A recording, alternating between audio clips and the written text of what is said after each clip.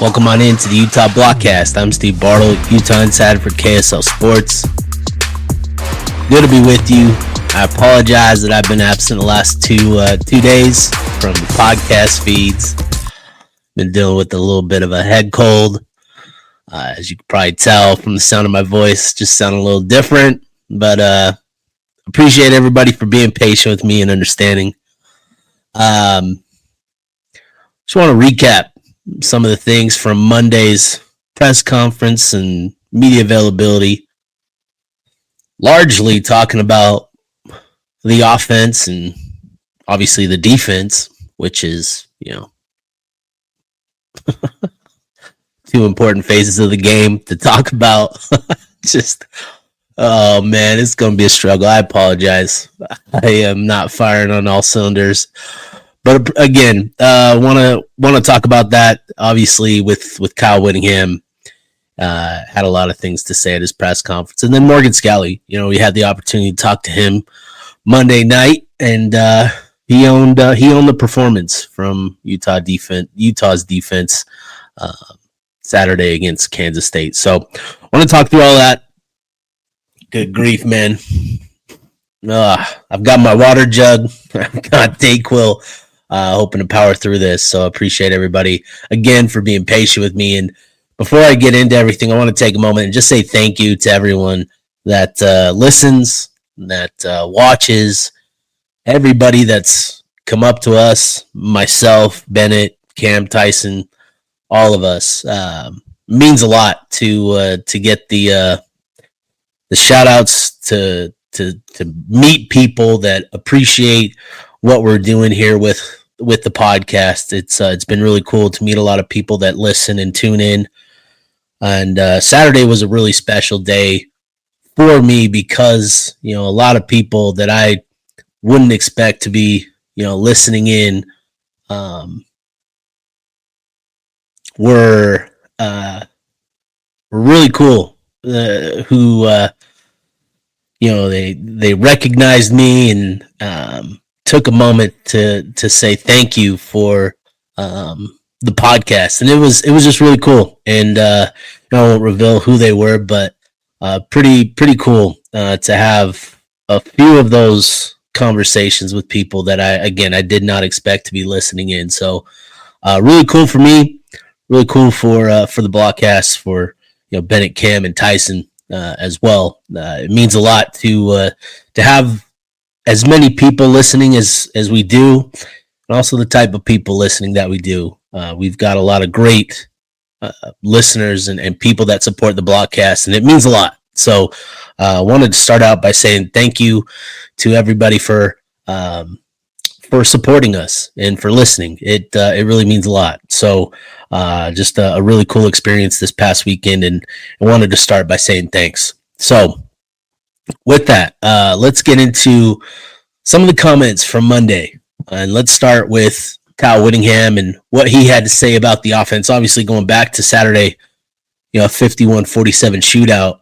Was watching that game and I was like, oh man, Whittingham always talks about you become us, we don't become you, when talking about like recruits and freshmen coming into the program. And I felt like this was a Big 12, a prototypical Big 12 matchup that we've watched, in years past. And I was just thinking about that quote that, man, maybe Utah is becoming Big 12 product. And, for some, that's kind of scary. Certainly a new era for Utah football to get into a shootout like that. But it was certainly entertaining, among other things. Among many other things, to say the least. But here's what Whittingham had to say about Devin Dampier and what he did late in that fourth quarter, which obviously the final 7 minutes were incredible. And Devin Dampier did everything to will Utah to victory, and I think just gave us a really good idea of what he's truly capable of when Utah needs him. And so here's what Whitt had to say about his starting quarterback. Coach, you lead the country in red zone touchdowns. We do. Yeah. Thank you for that.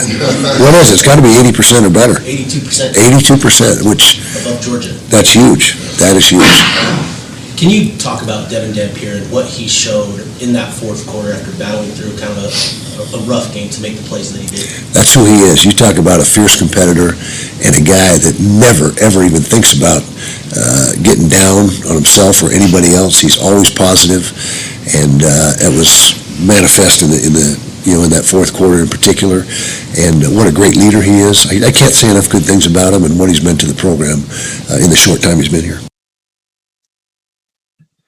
So there you have it. Kyle Whittingham talking about the impact of Devin Dampier, what he meant to Utah's victory, but also what he's meant to the program, in less than a year of time that he's been in Salt Lake City. And I think that's something that I hope Dev gets more credit for. He's meant a lot to the program in terms of turning the vibes around. We've talked a lot the last week or so about, last year and what it was like last year, the experience last year for Utah fans. It was a really difficult experience. It was a really difficult experience for people in the program as well. 7-game losing streak for the first time in God knows how many years. It's been a long time since Utah struggled like that. And the vibes weren't great. But I think Devin came into the program and was instrumental in regards to, sort of reinstilling that confidence and swagger, particularly on that offensive side of the ball. Last year's struggles primarily stemmed from the offense, and that can have a pretty tough impact on players and their belief in how they're able to perform. And I think Dev came in and just brought a swagger and an energy that I think this team and this program needed. And so I hope Dev gets the credit he deserves for that. And I don't think he's getting the credit he deserves for that. He's been instrumental in turning the vibes around for this program in such a short amount of time.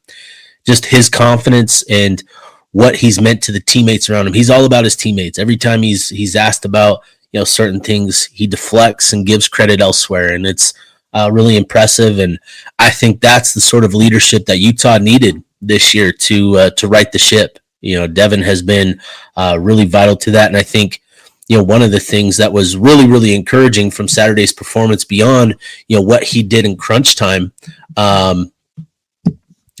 was what he did as a passer. And there's been a lot of criticism for Dampier this season in regards to his deep ball specifically, and I think it was the deep ball specifically Saturday night that was a key factor in Utah's offensive performance overall, but particularly down the stretch. Utah needed a couple big plays, and Devin stepped up to deliver a couple of darts, which were 20-plus yard throws. Obviously, the Larry Simmons touchdown was put right on the money, and when you look at his numbers from this past week, he finished 4-7 on throws of at least 20 yards and really did a lot. He now, I think, has 7 more passes to the deep parts of the field of 20-plus yards. He has 7 more passes to that area of the field than he does behind the line of scrimmage. And I think there's been a lot of talk about, his completion percentage is inflated because he's just completing passes, around the line of scrimmage, behind the line of scrimmage, a lot of easy passes. And, for a while that was very much the case. But you look at his pass distribution now, and I think he's got 12% of his passes behind the line of scrimmage. Still, the bulk of those are, in the short and intermediate parts, but, the deep ball now is, I think, right around 24% of his distribution. And I think that's a really good number for him, and it's allowed him to, I think that's something that we've seen kind of emerge, specifically a lot Saturday night against Kansas State, connecting on 4 deep passes, and obviously the pass to J.J. Buchanan and a couple to Larry Simmons really did a lot to help Utah. Utah finished with 5 big passing plays, explosive passing plays, with a pass to Dallin Bentley for a touchdown, the other to Larry Simmons as well, and then obviously J.J. Buchanan with the big one as well. But I think that was a really encouraging thing for Dampier, and I think it speaks to the emerging chemistry that he's developed with some of these other guys. And a credit to Creed Whittemore and Ryan and Larry Simmons for stepping up in place of Ryan Davis, who and we'll talk a little bit more about here in a little bit. But really encouraged by what we saw from Creed and from Larry. Obviously, Larry with the touchdown grab, an acrobatic catch, he's just so good on those acrobatic catches, those toe tap catches, man. He is money in those situations. And Creed stepping up in place of Ryan Davis specifically to kind of fill that chain mover role, right? He finished with 5 receptions for 51 yards, and I think converted three first downs on those 5 receptions. And I think that's going to be really important for him to continue to fill that role as being that reliable outlet for Dampier. And so it was really encouraging to see that from him. So I think Utah, got a couple of encouraging performances, a couple of really encouraging developments with the offensive performances from Saturday night. Some big question marks around the offense all season long, the deep ball, who was going to step up at wide receiver, and Utah got some answers Saturday night. They're going to need that again Friday against Kansas probably, but really encouraging to see that from Dampier. And obviously, I hope that people give him enough credit for and understand that he has not been 100%. He has been limited, and he's still willing to go out there, put it all on the line for his teammates. And I think that says a lot, and it means a lot to his teammates and why they're willing to go to bat for him time and time again. So overall, a great offensive performance by Utah Saturday night, especially Saturday night. Saturday day was solid too, but Saturday night was really, really special. Finished with 551 yards overall, 259 through the air, 292 on the ground. Dampier was fantastic, 259 through the air, 2 touchdowns through the air. Only a 55% completion rate, but again, was really, really good on that deep ball. I think he completed 4 or 7 passes of at least 20 yards. So it was just really impressive. Run game continuing to do what it did. Wayshawn touching 100. Devin Dampier adding 94 more yards with the big run, 59 late in the game, just clutch. And again, the pass catching production, 51 yards for Creed, 54 for Larry. Dallin Bentley, 54 yards and a touchdown as well. And, unfortunately just missed a couple other, passes from Dev early on in that game. But he could have had a much bigger game as well. And then J.J. Buchanan, 2 of 6 receptions, 2 receptions on 6 targets. Would love to see that improve.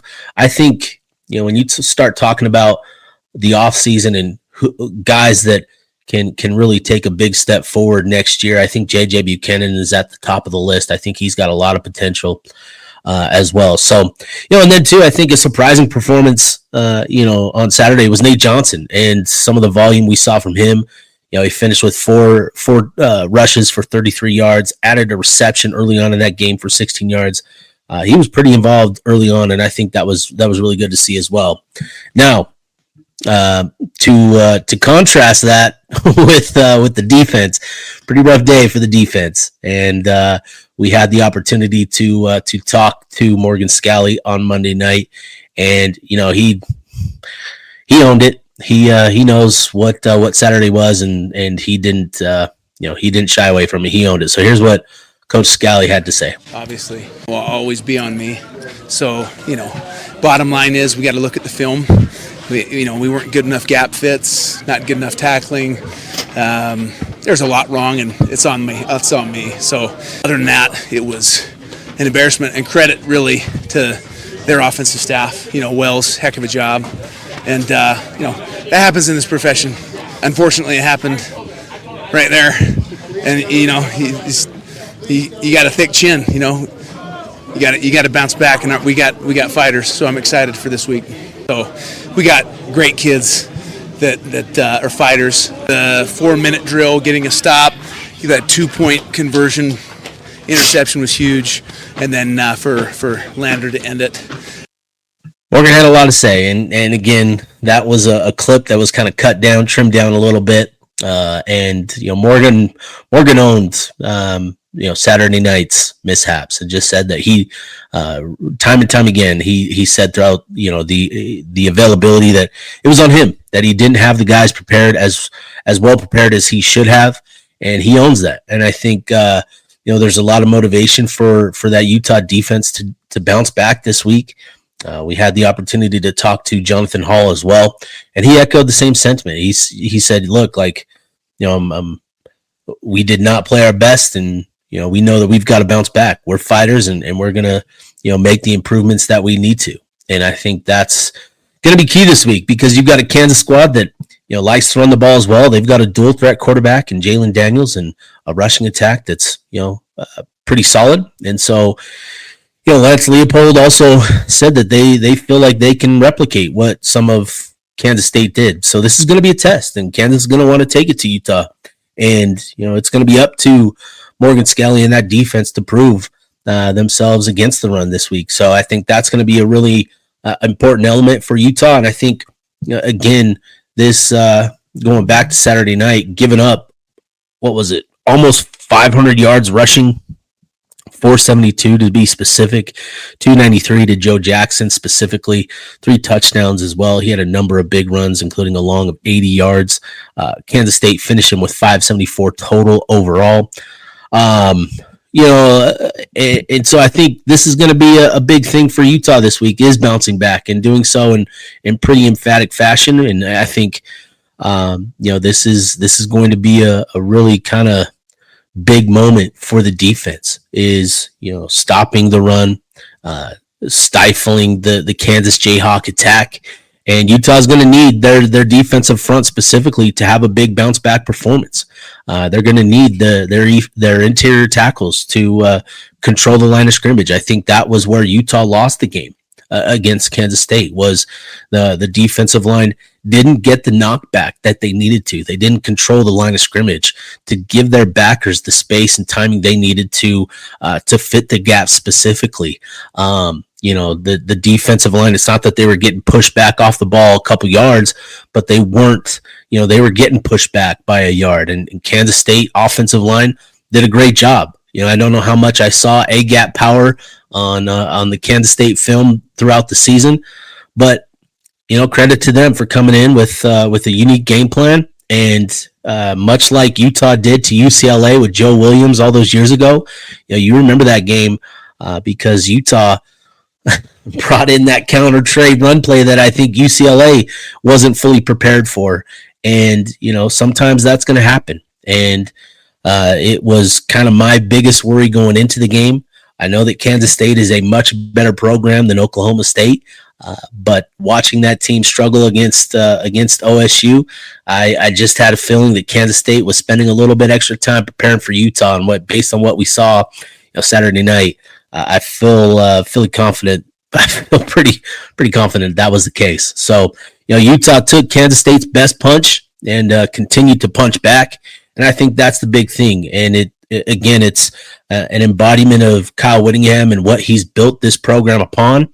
It's that toughness, it's that physicality, and that never die attitude, and that's what we saw from the defense Saturday night. But certainly, moving forward, you don't want to have that same sort of performance again Friday, and so it's going to be imperative that Utah's defense, tightens things up, and specifically up front with the defensive line controlling the line of scrimmage. Again, I think that was the big issue, and just compounded things for everybody else. And obviously we can talk about adjustments and Morgan Scalley potentially, phasing out of man coverage and going into more zone coverage to compensate. But I think overall what you would rather see is Utah get back to playing with the physicality they need to, controlling the line of scrimmage and all of that to allow them continue to do what they do best, and that's man coverage. So that's sort of the battle. That's sort of the chess match, right, with these coaches and offensive coordinators, defensive coordinators, and the back and forth battle.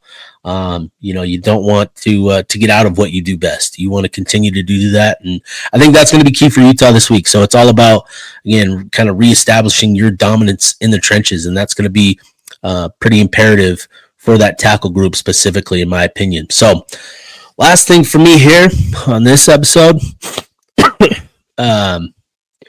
Whittingham talked about a few things with regards to the roster, and first and foremost were a couple of injuries that Utah suffered Saturday.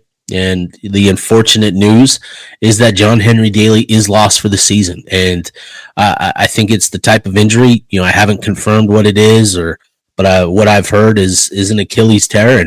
And we know that that's a pretty significant injury. And so it's the type of injury with the timing and where this happened for JHD that it might ultimately cost him next season as well, which is a significant bummer for him and for Utah. JHD was having a great game. 2 sacks, 3.5 tackles for loss overall within the first quarter. He was on a tear, and unfortunately suffered that injury, had to leave, and just a really brutal, devastating injury for him and for Utah. But what we saw was Cash Dillon, Lance Holzclaw stepping up in his place, and though the playmaking wasn't there, we saw Logan Fano step up. I think he finished with 4 pressures and a sack overall. So he kind of picked up some of the slack, and I think that's going to be important for him and for this Utah defense as you incorporate Cash and Lance a little bit more. Is you're going to need Logan to step up and be more of that playmaker than complement to JHD. JHD was a unique defensive end. His get off, his motor, his quickness, his ability to bend around the corner, those were all great qualities that he possesses as an edge rusher. And these other guys with Cash and Lance, they've got their own strength. Cash is a little bit different. He's a little bit more physical. He's a well-built kid. He's strong. He's stout. And I think he's going to help Utah specifically quite a bit in defending the run. But I think with him on the field, again, you're going to need others to step up as playmakers. And I think that's going to be key for Logan and Lance to take that on as well. So excited to see what this group does. Cash has been really productive in the minimal opportunities that he's had. Lance as well. And with this game against Kansas on Friday, it's going to be really important for them to really step up as well. The other injury that has not been talked about as much is Ryan Davis, and it's still unconfirmed officially, but heard it was a pretty significant injury for him as well. We didn't see him Saturday after a couple of passes early on in that game, and we saw Creed and Larry step up for him, and that's going to continue to be the case. I think this week is those guys continuing to play a pretty significant role for Utah in that wide receiver room without Ryan Davis, but we will obviously await the availability report, which will debut tonight. So because it's a Friday game, the initial report will debut a day earlier. Now, there were a couple other things that he talked about, and there was a lot of talk about, I shouldn't say a lot, but there were some comments about the portal and roster construction and roster management. And, one thing he said was, it's a radical departure from what it used to be. And that's very much the case. Where programs were keeping 80 to 90% of their roster year over year sometimes, that's now you're hoping for 40 to 50%, 60% some years. And I think Utah is in a situation this year where you can kind of count on the bulk of your roster coming back. I think it's going to be really important for Utah to keep hold of this group. It's a young group, and I think there's a couple position groups where they really added some promising youth too that will take the flag. From a couple of veteran groups, and looking at that defensive tackle room and linebacker room specifically, there's a couple of young guys in each of those rooms that I think are set to take bigger steps. Take on bigger roles going into next season. And, this is going to be a key for Utah, is developing these young players and holding on to them. And that's going to be the key. So I think, with the portal, again, it's moved from December to January. So I think that's going to be a really important thing for a program like Utah to have that extra month, to have the conversations, to talk through what the future will hold for each of their players. They're going to have those exit meetings, and they're going to be able to talk through frustrations, desires, goals going into 2026. And I think that's going to help Utah maintain a lot of roster continuity year over year. I think this is a big improvement for college football, is having the transfer portal window in January. And I think having the one transfer portal window in January, I think, is going to be really helpful as well. So instead of having those two windows like we did last year, where it's, it was just kind of crazy and hectic all offseason, I think having one is going to do a lot to kind of, minimize the chaos of roster construction. So getting into next season's roster, obviously you start at that quarterback position. Again, Utah would love to have both Dev and Bird back next year. And from what I've heard, I think, there's a good chance that Utah will have the funds available to bring them both back. It's just a matter of, the two wanting to come back together. And I think that's going to be really interesting as that quarterback spot with those two. I think they found a good harmony. And I think for Bird, to establish himself as he has in year one is really significant for his future. He now becomes a pretty big priority for Utah moving forward. And I think, if Utah can bring both back, I think that would be tremendous to help Dev, have that senior leadership, and then for Bird to have another year to work in the offense, I think would be huge. So ideally, Utah is able to bring both of those guys back. At running back, you're going to lose Nakari Rogers because he's a senior. Bringing Wayshawn back will be vital. If you can hang on to Daniel Bray and bring in LaMarcus Bell, and you get a year of development for Racing Guillory, that running back room looks really promising again next year. Wide receiver, right? You look at that group, you're going to say goodbye to Ryan Davis, but you're going to be able to bring back the bulk of that group and potentially add a couple of really dynamite receivers in the Pula twins. And suddenly that group looks a little bit better with some of the talent in that room. There's going to be probably some changes made through the portal in that room as well. And I think Utah has a really bright opportunity at that spot specifically, both in terms of the guys that they have in the room now that can potentially develop into something, the guys that they're bringing in as freshmen, and then what they could potentially add through the portal. I think Utah can do a lot to help that wide receiver room going into 2026. You look at tight end, you're going to potentially lose Dallin Bentley. There's talk of him potentially getting a red shirt, but I think it's most likely that he is gone, and he's had a fantastic year. And I think Utah continues to prove that they can develop tight ends, they can utilize tight ends, and they love their tight ends. And I think that's a big deal for Utah going into next season. You're going to need somebody to step up, and you get Hunter Andrews back, who can kind of be that, you back type of role like Brant Keithy, but who's going to be that traditional wide tight end? That's going to be the big question mark for me. At offensive line, obviously Spencer Fano is going to be going on to the NFL. I think that's obvious. You lose your veterans along the interior and Jaron Kump and Tanoa Togiai and Michael Mokafisi. There's potentially you bring Caleb Lomu back, and I think with him. He's got a lot of encouraging evaluations of him, but I think there's a real possibility that if he comes back, he can turn himself into a top 5, top 10 lock next year. He has the sort of potential where he could be a first-round pick this year, but I think if he comes back another year and has that third year like Spencer did this year, I think that's going to do a lot to solidify his first-round status and really potentially put him in a situation that could be quite good. So I think there's a decent chance that Utah is able to bring back Caleb Lomu, and I think that would be priority number one for Utah, regardless of position.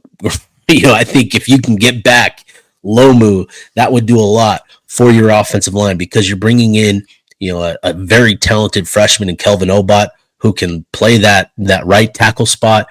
You've got a group of linemen that have been in the program a really long time now that you're also going to have back next year. So even though this group is going to look a lot different, there's still potential for it to be another good position group next year.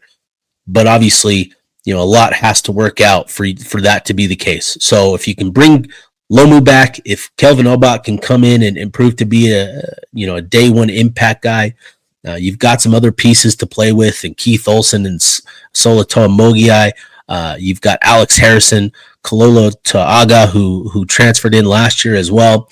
You've got some pieces in that room. Ike Garcia as well, potentially. So, that group is obviously the biggest question mark, but I think there's still some avenues for Utah to bring back a pretty solid offensive line unit. Getting to the defense side of the ball, obviously we'll see what happens with JHD, but hard to count on him in 2026. But you still got Cash Dillon, you've got Lance Holsclaw, you've got Jackson Jones, who's been basically redshirting this year, even though he redshirted at Oregon the year before. But he's a guy that I think can emerge as a pass rusher. You could potentially bring back Logan Fano. You've got the defensive tackle room that has those 5 freshmen that are going to be developing, and Utah feels really good about the development of all those guys. I think that's going to be a group that should be solid. It'll certainly be different than what we've seen this year, but I think it has the potential to really, be a solid unit yet again. At linebacker, you're going to be losing Lander and you're going to be losing Levani. Can you hang on to Jono and Trey? Can you bring up some of these young guys and Cyrus Polu and Elijah Ellis and Christian Thatcher? Can you develop those guys to be able to have them step in right away? In the defensive secondary, you've got Scooby, you've got Donovan Saunders who can come back, you've got Smith Snowden and Teo Johnson who could potentially come back, Rabbit Evans as well. That secondary has potential to be pretty good as well. So I say all this to kind of talk about the future looks really solid. There's going to be a couple of key pieces that Utah has to bring back in order to really solidify that outlook. But I think there's potential for that to be the case, for it to play out that way. So I think there's reason to be optimistic about 2026 and what that can mean for Utah in terms of their roster. But again, going to need a couple key pieces to return for sure. So overall, man, I think Kyle Whittingham talked about it, but there's a lot of reason to be optimistic about a number of guys in that room, and Utah's done a fantastic job of evaluating players that fit their scheme. And he highlighted Blake Cotton as a guy that when you look at the transfer portal ledger, Utah's got a lot of positives in terms of guys that they made bets on and they're getting positive returns on, and Blake Cotton is one of those guys, and that's going to need to continue. And for Utah, they've done a good job of being prepared, right, for what's to come. And I think Utah's current roster situation, based on what we know right now, they'll go into the transfer portal window without significant needs, certainly some wants, but without significant needs, unlike last year. And I think that'll be really interesting to see how they elect to utilize the transfer portal come January, because they can be selective and they can be a little bit more selective in terms of who they go after and who they prioritize in the transfer portal and what they prioritize in the transfer portal. But at the very least, I know that Utah will be prepared regardless of what comes up. So man, I'm out of breath. I'll go ahead. I'll wrap this one up, and I'll hopefully have another episode out tomorrow, and then again Thursday, Friday, we'll see with Thanksgiving. But again, I want to say give a big thanks to everybody that tunes in. I appreciate everybody, and I'll go ahead and sign off.